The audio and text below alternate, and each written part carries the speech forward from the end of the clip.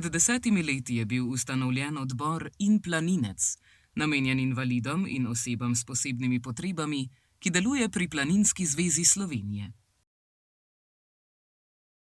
Čeprav je sprva vzbujal nekaj dvomov, se je kasneje izkazalo, da je nastala izjemna zgodba, ki letos ponosno praznuje 10. obletnico delovanja. Pohodov je bilo 460 in pa 378 je bilo uglednih tur, tako rekoč preko 20.000 pohodnikov se je zvrstilo na naših pohodih, tudi preko 1300 vozičkov in na koncu smo vsi skupaj se prepeljali, prehodili 193.000 in še nekaj kilometrov.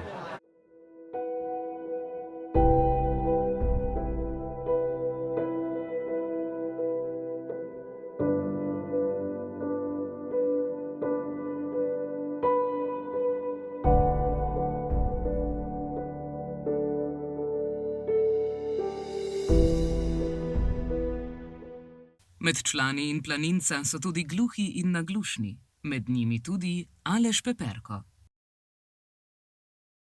V odboru In planinec sem že 7 let, predtem pa je bila vključena v ta odbor moja hčerka in mi je pravzaprav ona ponudila to možnost, da se vključim v ta odbor. Na ta način sem spoznal nove ljudi, invalide in ljudi s posebnimi potrebami. Ta občutek tukaj, da smo skupnost in da imamo en cilj in na ta način premagujemo ovire. Ker nekateri invalidi ne morejo hoditi, so slepi na vozičkih. Vemo, da gluhi zmoremo vse, ampak da pokažemo tudi, da gluhi znamo spodbujati druge invalide.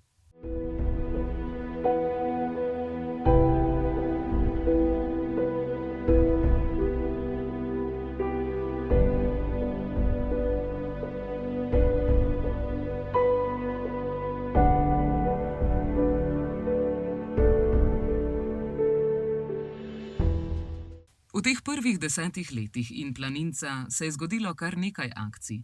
Od prvih korakov v gore, do gibalno oviranih, ki so osvajali gore. Med odmevnejšimi akcijami je bila tudi akcija Gluhi strežejo v planinskih kočah. Pred 7 leti je nastala. Bila je v bistvu ideja Miloša, kjer je predlagal, da bi se tako povezovali s slišečimi zaradi komunikacijskih ovir.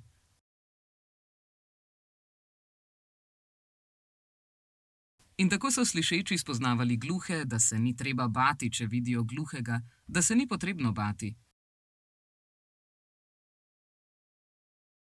In mi smo bili tisti, ki smo spodbujali slišeče, da se zmoremo sporazumevati, bodisi s pisanjem, s kretnjami, z oralno metodo.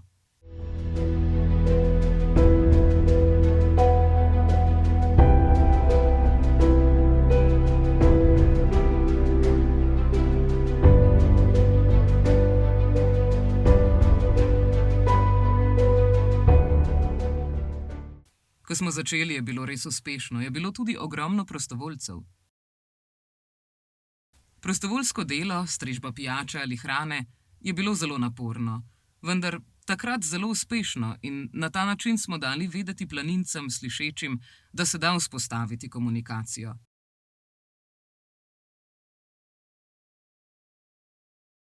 Recimo, en primer povem, ko me je slišeči vprašal, koliko je ura, sem mu rekel, oprostite, ne slišim, in je kar zablokiral in zato gluhi rečemo, pokažite.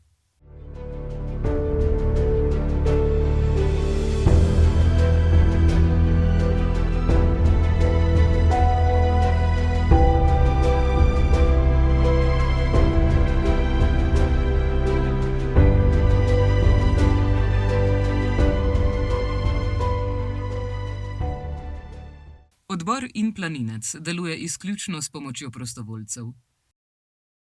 Med njimi so gorski in planinski vodniki, zdravstveni in socialni delavci in tudi upokojenci.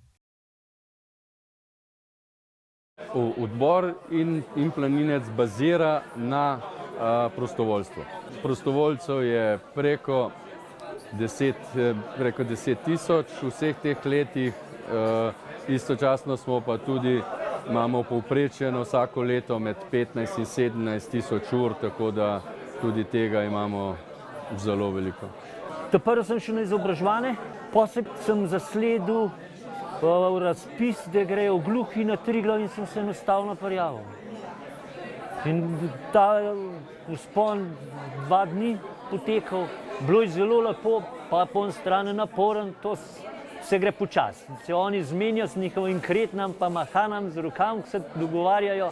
3/4 teh pohodov, ki jih je In Planinc speljal, tujino pa pri nas sem bil pa kar zraven kot spremljevalec, vodnik ali pa celo organizator.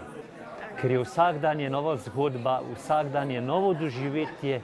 Kakšnemu doma poveš, kako je bilo, pa te vpraša včasih, a ti je treba, jaz pa pravim, meni je treba, ti se pa sam odloči. Pa je veliko bilo prijateljev, ki so prišli zraven, ki so videli, da se da in kaj se da, tako da je kar ena lepa skupina tudi. Odbor In Planinec zre pogumno v prihodnost, za katero ima veliko novih načrtov.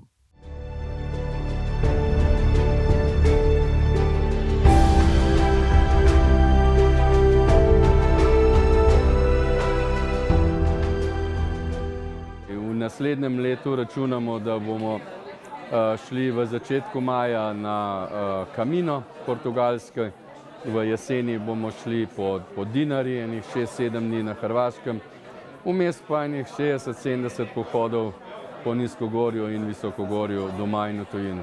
Z veseljem bi povabil vse, ki to gledajo ali ki so bili kdaj z nami, naj se vrnejo in mogoče pripeljejo s sabo svoje prijatelje, tisti, ki nas pa redno obiskujejo, pa samo tako naprej in vsem želim varen korak.